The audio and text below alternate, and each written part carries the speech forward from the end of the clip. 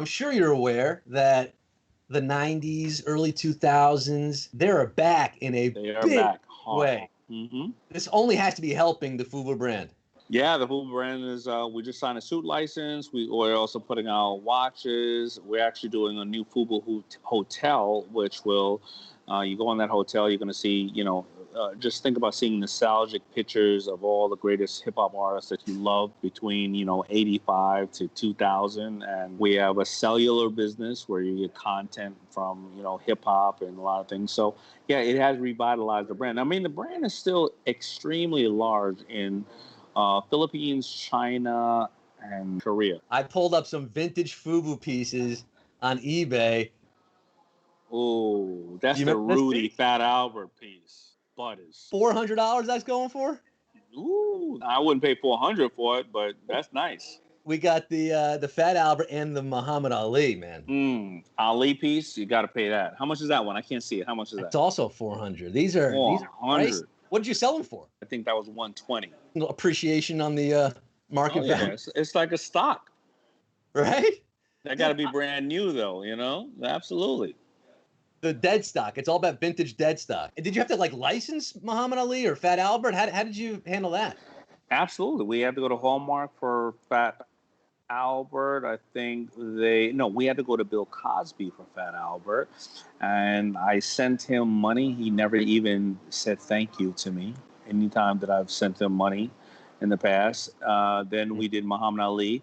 And even in Muhammad Ali's weakened condition, whenever we sent him money, he would come up to the office. He would take a flight over to New York City and come up in the Empire State Building and visit us all. At one time in the world, he was the most recognized person on the planet. There was only 3 of the most recognized people on the planet or recognized things on the planet. It was Mickey Mouse, the Pope, and Muhammad Ali. And every time he would walk out our building, it would take him a while, obviously, because he had his health issues.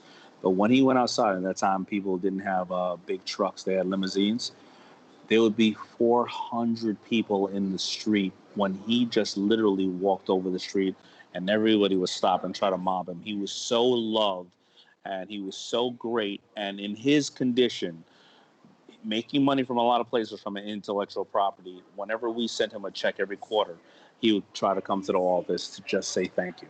How about this racing jacket? Oh, the racing bubble. Now, it's funny, I made those patches, I got them made separately. And then when I got my deal with my manufacturing distributor, I had 2,000 patches left. Never wash that coat because those patches explode after you wash it. So please, just frame that jacket, never wash it, and don't call me to send it back because I ain't got it. That's more of a collectible piece, you're saying? That is purely a collectible piece, and those patches they will just shrivel up and explode. I don't know the vendor that sold them to me, but they were the cheapest pieces of shit that I've ever bought in my life. I want your memories of the waxed denim, man. The waxed denim. Redman called me one day when we had the waxed denim. We sent it to him, and he called me and said, Daymond, I'm going to let you know I wore the waxed denim for 17 days straight. I didn't take a bath, and I didn't wash the waxed denim, and it's standing in the corner of my room. Rigor mortis is set in? Stiff as a motherfucker. It was very crispy.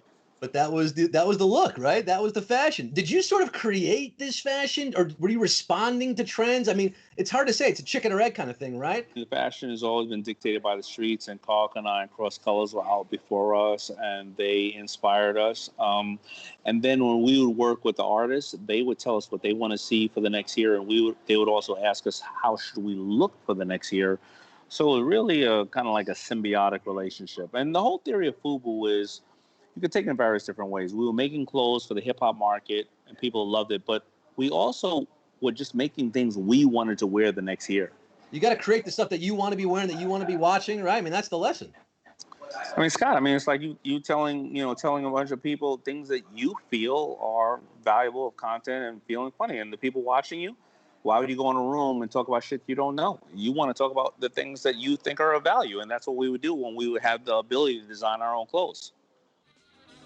Isolate Night with Scott Rogowski, live every Monday, Wednesday, and Friday at 9 p.m. Eastern.